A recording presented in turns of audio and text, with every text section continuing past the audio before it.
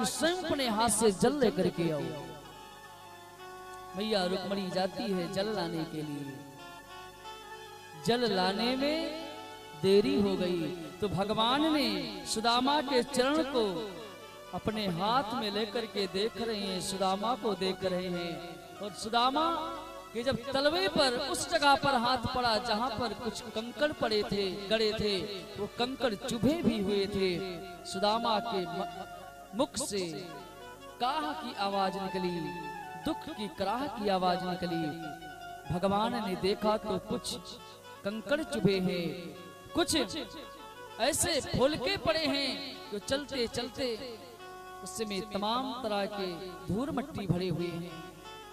भगवान ने सुदामा को देख करके रोना प्रारंभ कर दिया। मित्र, तुम्हारी ऐसी दशा कि ऐसे बिहाल बेमाइन सो पग कंटक जाल लगे पुनि जोए, हाय महादुख पायु सखा तुम आयते कितने दिन खोए।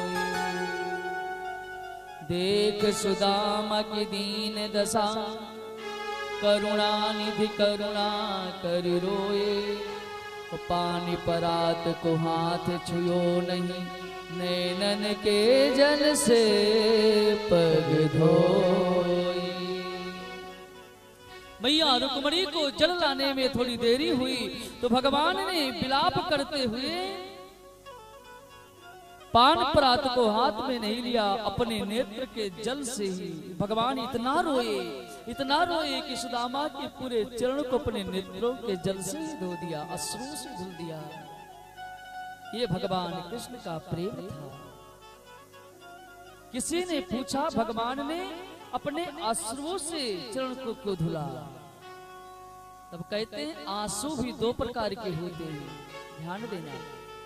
जब जीवन में सुख के आंसू रहेंगे तो वो आंसू शीतल रहेंगे। ए माताएं, थोड़ा शांत रहो बच्चों, शांत रखो।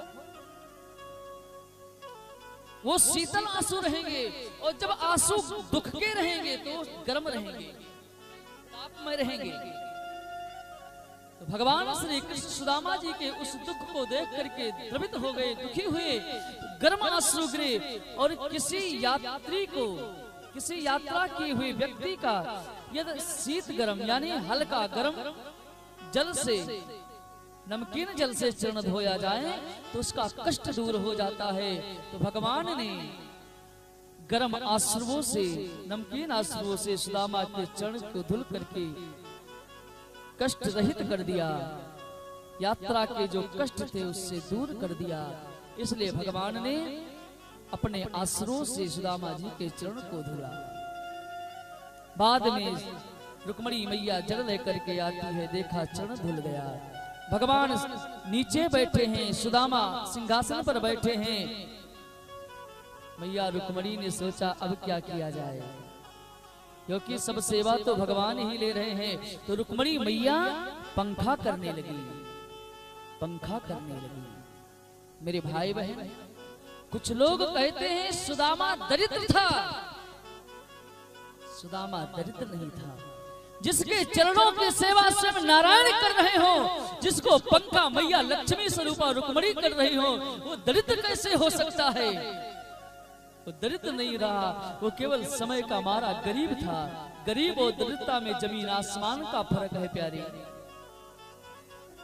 गरीब वो व्यक्ति है जिसके पास धन तो नहीं है लेकिन उसका मन अपार है, वो मन से कभी गरीब नहीं है, वो व्यक्ति गरीब है। और दरिद्र वो व्यक्ति है जिसके पास अथाह संपत्ति भरी हुई है लेकिन एक कौड़ी न जाए, वो व्यक्ति दरिद्र है। इसलिए प्यारे सुदामा गरीब था, सुदामा दरिद्र नहीं था। भागवतकार ने गरीब बतलाया, दरिद्र नहीं बतलाया। लक्ष्मी मैया पंखा जलती हैं। उसके बाद में भगवान ने अपने मन में सोचा सेवा करता रहूंगा तो ब्राह्मण देवता का पेट नहीं भरेगा। तुरंत जाकर के आदेश दिया सेवकों को, इनको स्नान करने की व्यवस्था किया जाए। सुदामा के स्नान करने के लिए चंदन युक्त केसर युक्त जल से स्नान कराया गया। सुदामा जी महाराज की जो फटे पुराने वस्त्र थे उसको परित्याग करा करके सुंदर पीतांबरी वस्त्र को दिया गया पहनने के लिए। उसके बाद में भगवान ने कहा मित्र चल करके भोजन किया जाए। सुदामा जी महाराज भोजन करते हैं। कहा मित्र चल करके विश्राम करो। सुंदर सुकोमल आसन पर ले जाकर के भगवान सुदामा को लटाते हैं, चरण दाबते हैं। सुदामा सो गए। जब सुदामा उठे तो भगवान पुनः आकर के प्रणाम करके सुदामा के चरणों में बैठ गए। सुदामा का चेहरा लटका हुआ है, उदास सा है। भगवान ने सोचा सुदामा का चेहरा ऐसा लटका है, लगता है मन में बहुत दुख है, कष्ट है। अब इनके मन को थोड़ा दूसरे तरफ ले जाया जाए। सुदामा से भगवान ने पूछा मित्र वो सब बातें याद है ना गुरुकुल वाली, हम और आप साथ में पढ़ते थे। सुदामा ने कहा हाँ महाराज।